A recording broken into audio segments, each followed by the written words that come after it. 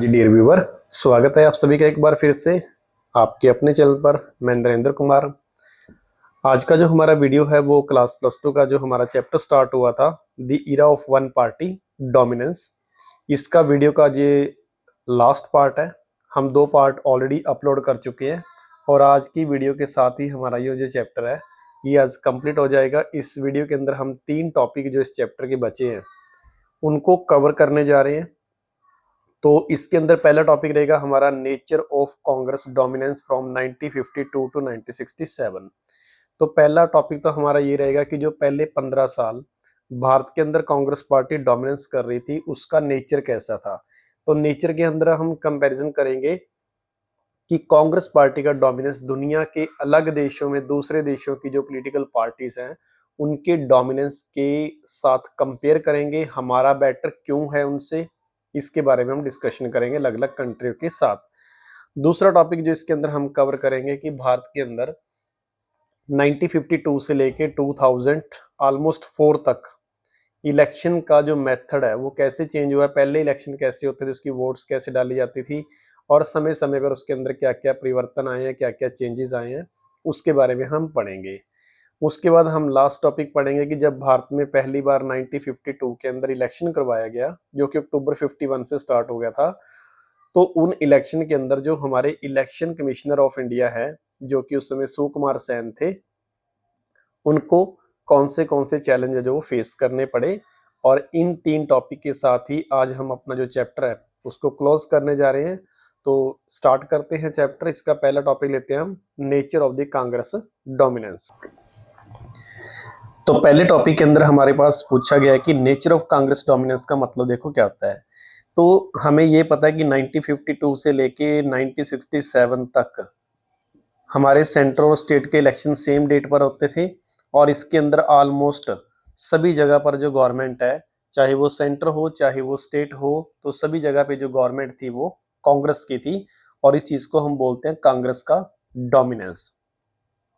अब बात यहाँ पर ये आती है कि जो इंडिया की कांग्रेस पार्टी है जिसका पूरा नाम है इंडियन नेशनल कांग्रेस पार्टी, इसका डोमिनेंस दुनिया के अलग अलग देशों में जो अलग अलग पॉलिटिकल पार्टीज हैं उनके साथ हमने कंपैरिजन करके बताना है कि उनके डोमिनेंस से हमारा डोमिनेंस जो कांग्रेस पार्टी का है वो बेटर क्यों था।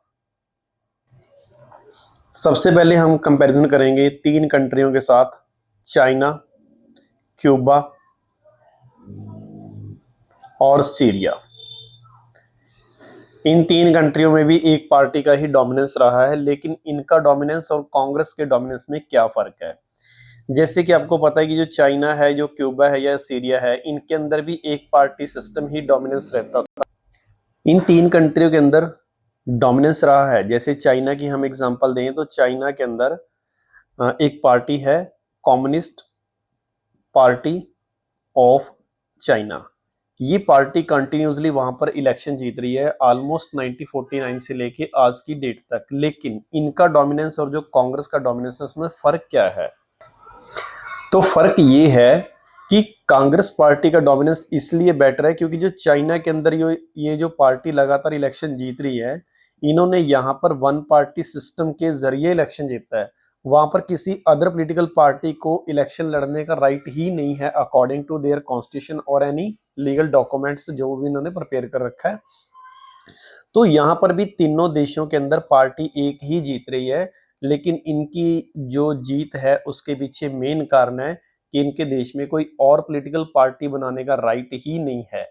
वहां पर किसी अदर पार्टी को राइट नहीं है कि वो कोई भी अपनी पार्टी बना के इलेक्शन फाइट कर सके। तो ये सिस्टम के अकॉर्डिंग जीत रहे हैं, तो लोगों के पास कोई सेकंड ऑप्शन है ही नहीं, तो इसलिए ये लगातार जीत रहे हैं।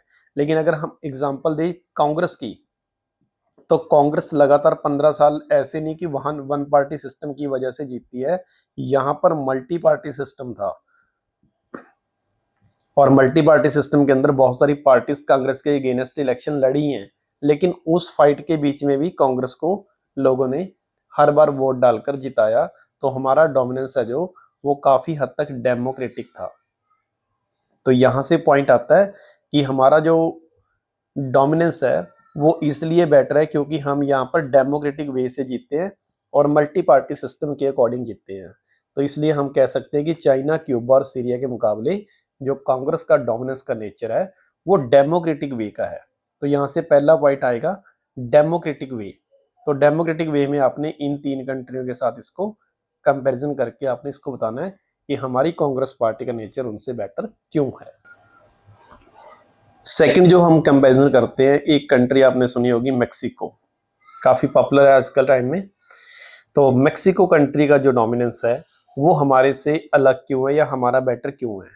तो मेक्सिको के अंदर लगभग 70 ईयर से कंटिन्यूसली एक ही पार्टी जीत रही है। हालांकि वहां पर देखिए मल्टी पार्टी सिस्टम है, अलग अलग पार्टी और भी हैं, लेकिन उसके बावजूद भी जो मेक्सिको के अंदर एक ही पार्टी लगातार इलेक्शन जीत रही है और उस पार्टी का नाम है PRI।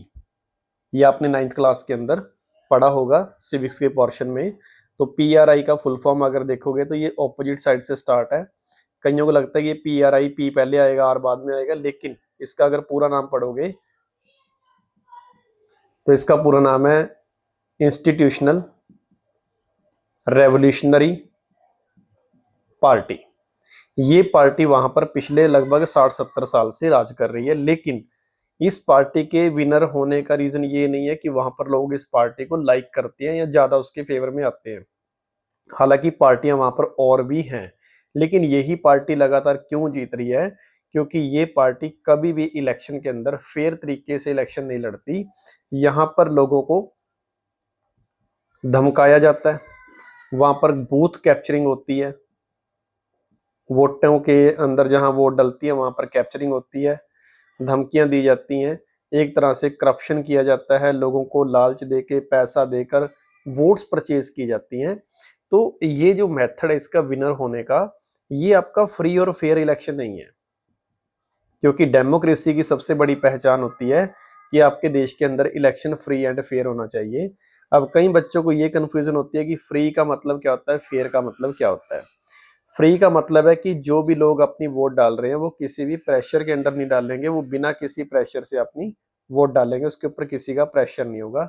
जब भी मैं वोट डालने जाऊंगा तो मैं इस चीज में फ्री हूँ कि मेरे ऊपर किसी प्रकार का कोई दबाव ना हो, मैं अपनी मर्जी से जो कैंडिडेट मेरे को अच्छा लगता है मैं उसको वोट डालूं, मेरे ऊपर किसी प्रकार का फैमिली का, रिलेटिव्स का, किसी पर्टिकुलर एफ्लुएंट पर्सन्स का, तो ये रिलीजन वगैरह के मेरे ऊपर कोई प्रेशर ना हो। और फेयर का मतलब होता है कि उसके अंदर किसी प्रकार की कोई बूथ कैप्चरिंग ना हुई हो, करप्शन ना हुआ, पैसा ना लिया हो लोगों ने, तो वो इलेक्शन फेयर होता है। तो PRR पार्टी लगातार जीत तो रही है, लेकिन ये फ्री और डेमोक्रेटिक वे से इलेक्शन नहीं जीत रही, फ्री एंड फेयर इलेक्शन नहीं है ये।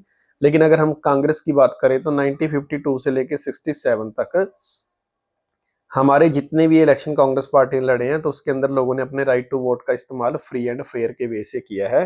तो इसलिए हम कह सकते हैं कि जो हमारा डोमिनेंस है वो इसलिए बेटर है क्योंकि यहाँ पर कांग्रेस पार्टी ने जितने भी इलेक्शन लड़े हैं उसके अंदर इलेक्शन फ्री एंड फेयर वे से हुआ, जबकि PRR पार्टी ने इलेक्शन फ्री और फेयर वे से इलेक्शन नहीं जीता। तो इसलिए इनका डोमिनेंस हमारे से बेटर नहीं है, हमारा डोमिनेंस कांग्रेस का बेटर है, बिकॉज यहाँ पर डिफरेंस आपको मिलेगा फ्री एंड फेयर इलेक्शन। तो ये पॉइंट आपको याद रखना है कि मेक्सिको का जब आप कंपैरिजन करोगे इंडिया की कांग्रेस पार्टी के साथ तो वहां पे मेन प्रिंसिपल पॉइंट आएगा फ्री एंड फेयर इलेक्शन, जबकि चाइना वाले में आएगा डेमोक्रेटिक। तो यहाँ पे इलेक्शन डेमोक्रेटिक वे से हुआ और मेक्सिको के साथ जब कंपैरिजन करोगे तो उसमें पॉइंट आएगा फ्री एंड फेयर इलेक्शन। इसके बाद जो तीसरा हम कंपैरिजन करेंगे वो पाकिस्तान के साथ करेंगे। पाकिस्तान 14 अगस्त 1947 को फ्रीडम मिली और यहाँ पर 1971 तक ऑलमोस्ट एक ही पार्टी रूल कर रही थी, PPP। ठीक है, तो पाकिस्तान पीपल पार्टी, ये इस पार्टी का नाम है। तो ये पार्टी ऑलमोस्ट पहले 24 साल यहाँ पर इन्हीं की सरकार रही, किसी और पार्टी को मौका नहीं मिला। लेकिन यहाँ पर जो ये सरकार बनाई थी इस पार्टी ने, तो उसके अंदर जो डोमिनेंस था वो था मिलिट्री का। आज भी आप देखोगे कि पाकिस्तान के अंदर ऑलमोस्ट जितनी भी गवर्नमेंट बनती हैं तो वहां पर मिलिट्री के डोमिनेंस से सरकारें बनती हैं। तो यहाँ पर मिलिट्री की वजह से पार्टी है जो लगातार रूल कर रही है। लेकिन इंडिया में ऐसा कोई सिस्टम नहीं था कि किसी मिलिट्री के दबदबे की वजह से लोगों ने कांग्रेस पार्टी को वोट डाला हो। लेकिन पाकिस्तान की अगर बात करें तो पाकिस्तान के अंदर जितने भी साल पहले 24 साल जो राज किया है पीपल पार्टी ऑफ पाकिस्तान, तो इसका मेन रीजन था कि यहाँ पर मिलिट्री की वजह से ये सरकार काफी लंबे समय तक टिकी हुई थी। तो ये 3 कंट्रियों के साथ हम कंपैरिजन करके बताएंगे कि हमारा जो नेचर है कांग्रेस का, डोमिनेंस का, वो इन कंट्रियों के मुकाबले बेटर है। यहां से आपका पहला टॉपिक है जो वो कंप्लीट हो गया। इसके बाद हमारे पास सेकंड टॉपिक है challenge faced by the election commissioner of India, कि जब 1952 में पहली बार हमारे देश के अंदर इलेक्शन हुए तो उस समय हमारे इंडिया के इलेक्शन कमिश्नर को कौन सी प्रॉब्लम्स है जो वो फेस करनी पड़ी। तो जो हमारा पहला जनरल इलेक्शन है ये हुआ अक्टूबर 1951 में और एंड हुआ 52 में फेब के मंथ में। और इसके अंदर जो हमारे इंडिया के पहले इलेक्शन कमिश्नर थे, आप इसका नाम याद रखिए, आपको एमसीक्यू के अंदर एग्जाम के अंदर पूछा जाएगा कि भारत के पहले इलेक्शन कमिश्नर कौन थे। तो इनका नाम है सुकुमार सेन। सुकुमार सेन ये हमारे इंडिया के पहले इलेक्शन कमिश्नर थे और इन्हीं के ऊपर सारी रिस्पॉन्सिबिलिटी थी कि उन्होंने भारत का पहला इलेक्शन करवाना है। लेकिन मेन इशू क्या है, तो सबसे पहला तो इनके सामने प्रॉब्लम यह है कि इंडिया जैसे देश जो कि 1947 का आप देश देखो कि उस समय देश किस कंडीशन में था जब ब्रिटिश हमारे देश को छोड़ के गए थे। बहुत ही बैकवर्ड इकोनॉमी थी, एग्रीकल्चर सेक्टर बैकवर्ड था, इंडस्ट्री बैकवर्ड थी, लगभग 75% के आसपास लोग पॉवर्टी लाइन में थे, बेरोजगारी बहुत बड़े लेवल पर थी, देश के लोग 86% अनपढ़ थे, इलिटरेट थे। तो इन सभी के बीच में देश के अंदर इलेक्शन कराना, टेक्नोलॉजी बहुत बैकवर्ड थी, ट्रांसपोर्ट सिस्टम नहीं था, इंफ्रास्ट्रक्चर नहीं था, तो ऐसे देश के अंदर इलेक्शन करवाना अपने आप में वैसे ही एक चैलेंज है। तो सबसे बड़ा चैलेंज था कि इंडिया जैसे बैकवर्ड इस देश के अंदर फ्री एंड फेयर इलेक्शन कैसे करवाया जाए। सबसे बड़ी प्रॉब्लम तो ये थी, फ्री एंड फेयर इलेक्शन, जिसके बारे में थोड़ी देर पहले मैं आपको बता के आया हूं। दूसरी बात जो सेकंड प्रॉब्लम लगती थी कि एक ऐसा देश जहां पर इलिटरेसी रेट 86% है, मतलब कि भारत के 86% लोग अनपढ़ हैं। अगर आज भी देखो आप पढ़े लिखे हो चुके हो, लेकिन जब भी आप फर्स्ट टाइम वोट डालने जाओगे तो आपको भी कंफ्यूजन होगी। हालांकि आज आप देख सकते हो कि यूट्यूब पे सर्च करोगे कि वोट कैसे डलती है, आप एनिमेशन की फॉर्म में देख लोगे, लेकिन तब भी आपको कहीं ना कहीं थोड़ा सा डाउट रहता है कि कभी वोट गलत ना डल जाए, अंदर जाके कंफ्यूज ना हो जाऊं जब भी आप फर्स्ट टाइम वोट डालने जाओगे। लेकिन यही चीज आज आप 75 ईयर पहले देखो तो उस समय तो 86% लोग अनपढ़ थे, जिनके पास कोई रिसोर्स नहीं था, उनको गाइड करने वाला कोई नहीं था, तो वो लोग वोट डालेंगे कैसे। यही अपने आप में एक सबसे बड़ा चैलेंज था कि एक 86% अनपढ़ता वाले देश के अंदर इलेक्शन कैसे करवाया जाए, ये चीज सबसे बड़ी प्रॉब्लम थी। इसके बाद जो हमारे पास थर्ड मेन चैलेंज था कि एक बैकवर्ड देश के अंदर इन लोगों के आईडी कार्ड कैसे बनाए जाए। जब आईडी कार्ड बनाने की बात आई तो जब फर्स्ट लिस्ट जारी हुई, फर्स्ट रोल जारी हुआ, तो उसके अंदर देखा गया कि भारत के अंदर लगभग जो 40 लाख औरत हैं उनके नाम ही वोटर कार्ड के अंदर नहीं आए, लिस्ट में नहीं आए। इतनी सारी वुमेन्स के जो नेम है वो मिसिंग थे। इसके अलावा 8 लाख के आसपास वोटर कार्ड लिस्ट के अंदर एरर्स आई। एरर कैसे, जैसे सपोज करो कि कोई ये वोटर कार्ड है, इसके ऊपर नाम तो लिखा हुआ है किसी फीमेल का, लेकिन यहाँ पर फोटो लगा दी किसी मेल की। जैसे किसी को सन ऑफ लिखना है, वहां पर डॉटर ऑफ लिख दिया, वाइफ ऑफ लिख दिया, लेकिन वाइफ ऑफ लिखने के बाद उसके हस्बैंड का नाम मिसिंग था। तो ऐसे आईडी कार्ड्स के अंदर ऑलमोस्ट 8 लाख के पास एरर थी, और ये सब प्रॉब्लम्स आई हैं हमारे पहले इलेक्शन में। नेक्स्ट उससे भी बड़ी बात कि लोगों को ये बात कैसे समझाई जाए कि how to cast the vote, vote कैसे डाला जाए, इसकी प्रोसेस भी अनपढ़ लोगों को बताना अपने आप में एक बहुत बड़ा चैलेंज है। देखिए कास्ट के दो स्पेलिंग है, एक CAST है, एक CASTE है। इस कास्ट का मतलब होता है जाति और इस कास्ट का मतलब होता है डालना, जैसे वोट डालना। ठीक है, कि वोट कैसे डाला जाए, उसकी प्रोसेस ही लोगों को समझाना अपने आप में एक बहुत बड़ा चैलेंज है। और इस चैलेंज को सॉल्व करने के लिए जो सुकुमार सेन जी हैं हमारे फर्स्ट इलेक्शन कमिश्नर, इन्होंने ऑलमोस्ट 3 लाख जो ऑफिसर्स हैं इनका इस्तेमाल किया। इनको ट्रेनिंग, इन्होंने ट्रेनिंग दी, इनको बताया गया कि कैसे कैसे आपने इस सारे मेथड को फॉलो करना है। और इंडिया के अंदर पहले इलेक्शन कमिश्नर के द्वारा 3 लाख ऑफिसर्स का इस्तेमाल करके अलग अलग लोगों को इलेक्शंस के लिए मोटिवेट किया गया, उनको ट्रेनिंग दी गई कि वो लोगों को डोर टू डोर जाके ये चीजें समझाएं कि इलेक्शन के अंदर आपने वोट कैसे डालनी है, आपकी कॉन्स्टिट्यूएंसी कौन सी है। ये सब काम इंडिया के अंदर 3 लाख ऑफिसर्स को ट्रेनिंग के जरिए समझाकर फिर उन्होंने आगे जाके कॉमन पब्लिक के साथ डील किया, तब जाके ये इलेक्शंस कंप्लीट हुआ। और इसके अलावा जो सबसे बड़ी प्रॉब्लम थी हमारे पास, लैक ऑफ टेक्नोलॉजी। टेक्नोलॉजी की कमी की वजह से भी भारत जैसे देश के अंदर इलेक्शन करवाना सबसे मुश्किल एक काम था। आज तो टेक्निकली आप हर चीज़ की इंफॉर्मेशन मोबाइल के जरिए, व्हाट्सएप के जरिए कैसे भी कम्युनिकेशन करके किसी से भी लेकर एडिटिंग वगैरह करके आप खुद भी अपने जो आधार कार्ड वगैरह अप्लाई कर सकते हो। लेकिन उस समय तो ये सबसे बड़ा एक चैलेंज था, वोटर कार्ड बनाना, उसको टेक्निकली एनहांस करना। ये सब प्रॉब्लम है जो फेस करनी पड़ी हमारे पहले इलेक्शन कमिश्नर को। लेकिन इसके बावजूद भी इंडिया ने बहुत ही फ्री एंड फेयर इलेक्शन करवाया। और इसके ऊपर बोला गया जो अदर कंट्रीज हैं जैसे अमेरिका, फ्रांस जैसे जो एडवांस्ड कंट्री हैं जो हमारे से बहुत पहले राइट टू वोट का इस्तेमाल कर चुके हैं, यूनिवर्सल आइडेंटिफाइज का, उन्होंने बोला कि ये इंडिया की हिस्ट्री का सबसे बड़ा गैम्बल है। गैम्बल का मतलब जुआ है। जुआ क्यों है? इन्हीं सभी कारणों की वजह से। इसको इतिहास के अंदर डेमोक्रेसी का सबसे बड़ा गैम्बल बोला जाता है कि इतने बड़ा बैकवर्ड देश जहां पर लोग अनपढ़ हैं, टेक्नोलॉजी नहीं है, लोगों को सोशल नॉलेज नहीं है, इलेक्शन करवाना अपने आप में एक बहुत बड़ा गैम्बल है, जुआ है। लेकिन उसके बावजूद भी सुकुमार सेन ने इन सभी प्रॉब्लम्स को फेस करते हुए फाइनली एक अच्छा फ्री एंड फेयर इलेक्शन करवाया। और इसीलिए इसको इतिहास के अंदर सबसे बड़ा गैम्बल बोला जाता है पॉलिटिक्स के अंदर। अब चलते हैं हम चैप्टर की क्लोजिंग की तरफ, और हमारा लास्ट टॉपिक है वोटिंग मेथड इन इंडिया। बड़ा इंटरेस्टिंग टॉपिक है ये, इसको थोड़ा ध्यान से समझिएगा। तो भारत के अंदर जो पहला इलेक्शन हुआ 1952 के अंदर, दूसरा हुआ 1957 के अंदर। जो पहले 2 इलेक्शन हैं इनके अंदर जो प्रोसेस फॉलो की वो अलग तरीके की करी गई। जो इलेक्शन नंबर 3rd है 1962 से लेके और 2004 तक, इसके अंदर प्रोसेस अलग है।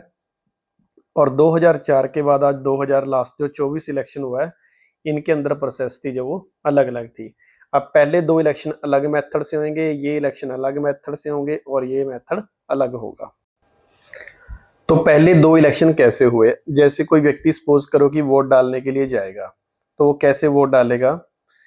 पहले इलेक्शन के अंदर जैसे कि आपको पता है कि ऑलमोस्ट 3200 जो एमएलएज हैं ये अलग अलग स्टेट से खड़े थे, और ऑलमोस्ट 20 लाख के आसपास जो कैंडिडेट थे ये अपनी किस्मत आजमाने के लिए इलेक्शन में खड़े थे। 20 लाख कोई छोटा आंकड़ा नहीं है ये। पूरे देश के अंदर 20 लाख व्यक्ति है जो वो इस इलेक्शन में खड़ा था, और 3200 एमएलए के लिए, कैंडिडेट्स के लिए ये इलेक्शन होने थे। और इसके लिए 20 लाख स्टील के बक्से यूज किए गए। अब देखो कैसे हुए 20 लाख स्टील के बॉक्स। तो यहां से आपको ये एक बात समझ आएगी होगी कि एक कैंडिडेट के लिए एक बॉक्स रखा जाएगा स्टील का कैसे। अब जैसे जैसे सपोज करो कि ये पोलिंग बूथ है जहां पर वोट डालेगी, ये एक रूम है जहां पर बूथ के अंदर आप वोट डालने के लिए एंटर करते हो। सपोज करो कि इसका गेट है, तो यहाँ पर प्रिसाइडिंग ऑफिसर बैठे होंगे, तो यहाँ पर एक पर्दा लगाकर उसके पीछे एक बॉक्स रखा जाएगा खाली, ठीक है, जैसे कि आजकल आप देखते हो। तो इसमें क्या होगा कि जैसे सपोज करो यहाँ पर हमारे पास 4 कैंडिडेट खड़े हैं, इस एरिया में 4 कैंडिडेट हैं। अब ये जो 4 कैंडिडेट हैं इन चारों के लिए एक एक स्टील का बॉक्स रखा जाएगा। जैसे सरपंची के लिए सपोज करो कि 4 मेंबर खड़े हैं, तो चारों के लिए 4 बॉक्स रख दिए।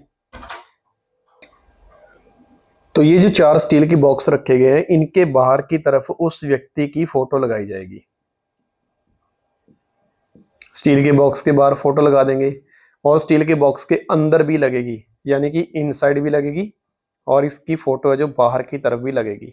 आप दोनों साइड से फोटो लगा दी, क्योंकि हो सकता है कि कल को इसकी फोटो यहाँ से रिमूव करके किसी और की लगा दें तो वोट्स गलत हो जाएंगी। तो इसलिए बॉक्स के अंदर की तरफ भी और बॉक्स के बाहर की तरफ भी दोनों साइड से कैंडिडेट की फोटो लगाई गई।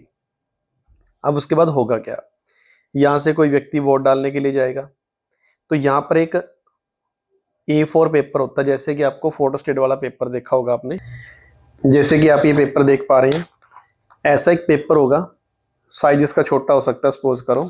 तो कैंडिडेट क्या करेगा, इस पेपर को लेगा और इस पेपर के ऊपर एक ऐसे स्टैंप लगा देगा जो वहां पर पड़ी होगी, जैसे आपने नॉर्मल स्टैंप देखी होगी।